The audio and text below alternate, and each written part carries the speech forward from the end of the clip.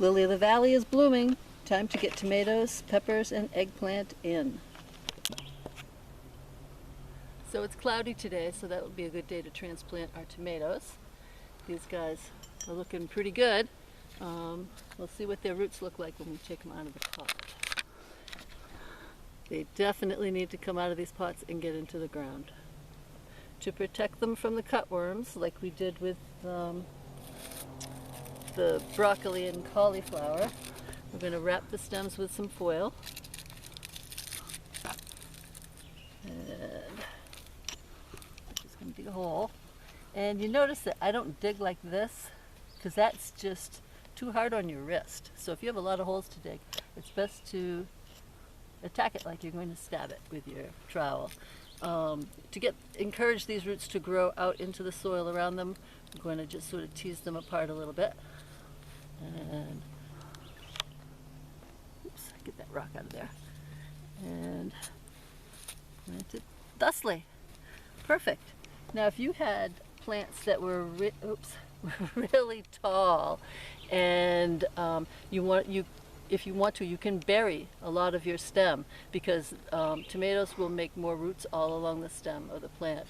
And they tell you to do it like instead of digging a hole, you would dig a trench. Like if you've started your tomatoes inside on the windowsill and they've gotten very leggy, you can take off some of the bottom leaves and you would lay it in the trench thusly and bury all of that stem, and you could even put a little stick here to encourage that to stay upright, but eventually that's going to turn upright anyway because it's going to want to grow towards the sun. So that's what to do if your tomato plants are just too tall. Consistent moisture is the key to having nice tomatoes, and also to not having blossom end rot, which is a sunken end on the blossom end of your tomato where it starts rotting.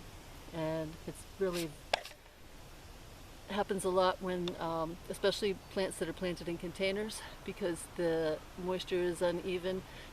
You'll let the container dry out too much, then you dump a lot of water in there, and then it dries out, and then you dump water in there, and it makes the plant take calcium away from the fruit and send it to the leaves so that the plant can continue to grow. That's why they always say that blossom end rot is caused by a lack of calcium. It doesn't mean that you don't have any calcium in your soil. It just means that your plant is not able to move the calcium into the fruit where it needs to have it. It's moving it to the leaves instead. So we use soaker hoses. I think we've showed you these before because they are great for delivering the water right to the base of the plant.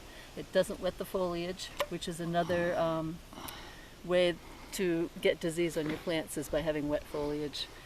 Or when it rains, it will splash up on the foliage. So it's good to, after you've planted your plants and got your soaker hoses in place, then cover it with mulch. You can use the plastic mulch if you want, or you can use straw, or chopped up leaves are good. Anything that will insulate the soil and keep it from drying out too much, and also protects your leaves from any soil-borne diseases that might want to bounce up onto them.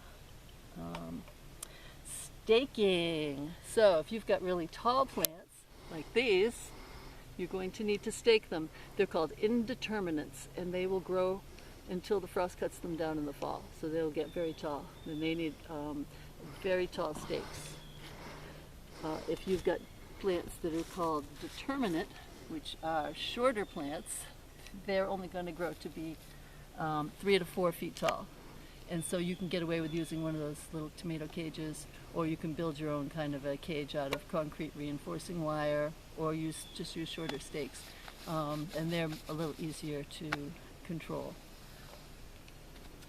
So we're planting these about 2 feet apart, not giving them any kind of fertilizer, especially nothing with high nitrogen in it, because that will grow lots of lush, beautiful leaves, but you won't get any fruit.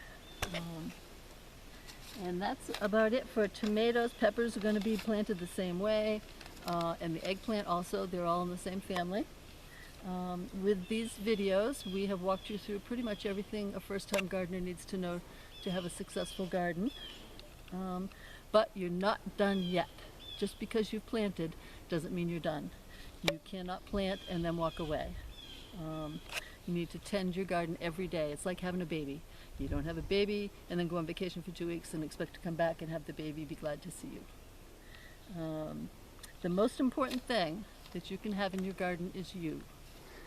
So good luck and be well, and thanks for watching these videos.